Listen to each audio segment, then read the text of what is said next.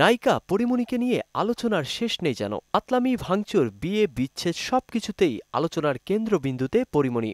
সব শেষে পরীমনির বাসায় পুলিশ কর্মকর্তা গোলাম সাকলাইনের নিয়মিত রাত্রি যাপন করা এবং স্ত্রীর অবর্তমানে রাজারবাগের বাসায় নিয়ে ১৭ ঘণ্টা অবস্থানের প্রমাণ মিলেছে তদন্তে।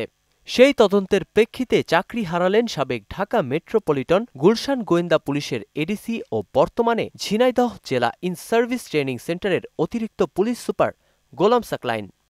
গত ১৩ জুন স্বরাষ্ট্র মন্ত্রণালয়ের জননিরাপত্তা বিভাগের শৃঙ্খলা ২ শাখার উপসচিব পারভিন জুই স্বাক্ষরিত স্মারকে বিভাগীয় মামলায় তাকে চাকরি থেকে বাধ্যতামূলক অবসর প্রদান, গুরুদণ্ড দেওয়ার বিষয়ে সরকারি কর্ম কমিশন সচিবালয়ের সচিবকে অনুরোধ করা হয়।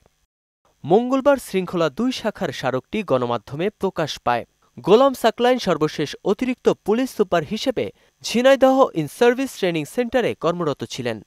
স্মারকে বলা হয়েছে, ঢাকা মেট্রোপলিটন গোয়েন্দা গুলশান বিভাগের এডিসি থাকাকালে নায়িকা পরীমনির সঙ্গে যোগাযোগ শুরু হয় গোলাম সাকলাইনের। তিনি নায়িকা পরীমনির বাসায় নিয়মিত রাত্রি যাপন করতে শুরু করেন। পুলিশ অধিদপ্তরের LIC শাখা থেকে দেওয়া ফোনের সিডিআর বিশ্লেষণ অনুযায়ী ২০২১ সালের ৪ জুলাই থেকে ৪ আগস্ট পর্যন্ত বিভিন্ন সময়ে নায়িকা পরীমনির বাসায় অবস্থান করেছেন সাবেক ডিবির এই কর্মকর্তা। নায়িকা পরীমনির মোবাইল ফোনের ফরেনসিক রিপোর্ট পর্যালোচনায় দেখা যায়, তার ও পরীমনির আদান প্রদানকৃত মেসেজগুলো ২৯ জুলাই থেকে ৩ আগস্ট পর্যন্ত শামসুন নাহার স্মৃতি ওরফে পরীমনির ফেসবুক আইডি ও গোলাম সাকলাইন শিথিল নামে ফেসবুক মেসেঞ্জারে কথোপকথন এবং তাদের হোয়াটসঅ্যাপ নাম্বারে ১১ জুলাই থেকে ৪ আগস্ট ২০২১ পর্যন্ত কথোপকথন সাধারণ পরিচিতি বা পেশাগত প্রয়োজনে স্থাপিত কোনো সম্পর্কের নয়, বরং অনৈতিক প্রেমের সম্পর্ক। ২০২১ সালের ২ সেপ্টেম্বর সিআইডির স্মারক নং আইটি ফরেনসিক ১৫৭৩ রিপোর্ট অনুযায়ী গত ১ আগস্ট ২০২১ সকাল ৬টা থেকে ২ আগস্ট রাত ৩টা পর্যন্ত রাজারবাগ মধুমতি পুলিশ অফিসার্স কোয়ার্টারে নায়িকা পরীমনির যাতায়াতের ধারণকৃত সিসিটিভি ফুটেজের ফরেনসিক প্রতিবেদন বিশ্লেষণে ও সাক্ষীদের জবানবন্দি অনুযায়ী প্রতীয়মান হয় যে গত ১ আগস্ট ২০২১ তারিখে তার পূর্ব পরিকল্পনা ও সম্পূর্ণ জ্ঞাতসারে তার স্ত্রী না থাকা অবস্থায় নায়িকা পরীমনি তার রাজারবাগে সরকারি বাসায় যায় এবং প্রায় ১৭ ঘণ্টা সেখানে অবস্থান করেন। পরদিন ২ আগস্ট রাত ১টা ৩০ মিনিটে বাসা ত্যাগ করেন।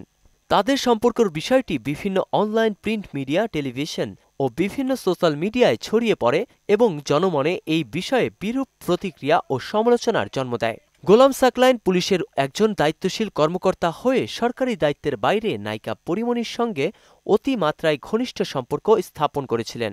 তিনি বিবাহিত ও এক সন্তানের জনক হওয়া সত্ত্বেও পরীমনির সঙ্গে তার বিবাহ বহির্ভূত অনৈতিক সম্পর্ক স্থাপন, জন্মদিন উদযাপন ও নিজের সরকারি বাসভবনে নিজ স্ত্রীর অবর্তমানে সময় কাটানোর মতো ঘটনা বিভিন্ন প্রচার মাধ্যমে তা প্রচারিত হওয়ায় সরকারের ভাবমূর্তি ক্ষুণ্ণ হয়েছে।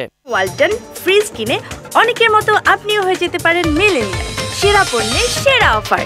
উল্লেখিত অভিযোগে তার বিরুদ্ধে বিভাগীয় মামলা হয়। গোলাম সাকলাইনের বিভাগীয় মামলার তদন্ত প্রতিবেদন, সাক্ষীদের জবানবন্দি, অভিযুক্তের আত্মপক্ষ সমর্থনমূলক লিখিত জবাব, মৌখিক বক্তব্য ও অন্যান্য কাগজপত্রাদি পুনরায় বিস্তারিত পর্যালোচনা করা হয়। সার্বিক পর্যালোচনার পর দ্বিতীয় কারণ দর্শানোর জবাব সন্তোষজনক বিবেচিত না হওয়ায় সরকারি কর্মচারী বিধিমালা অনুযায়ী অসদাচরণের অভিযোগে অভিযুক্ত কর্মকর্তা গোলাম সাকলাইনকে একই বিধিমালার বিধি ৪-এর উপবিধি ৩ খ বিধি মোতাবেক গুরুদণ্ড হিসেবে চাকরি থেকে বাধ্যতামূলক অবসর প্রদানের প্রাথমিক সিদ্ধান্ত গৃহীত হয়। নাসিমুল বারী সৌরভ, মোহনা ডিজিটাল।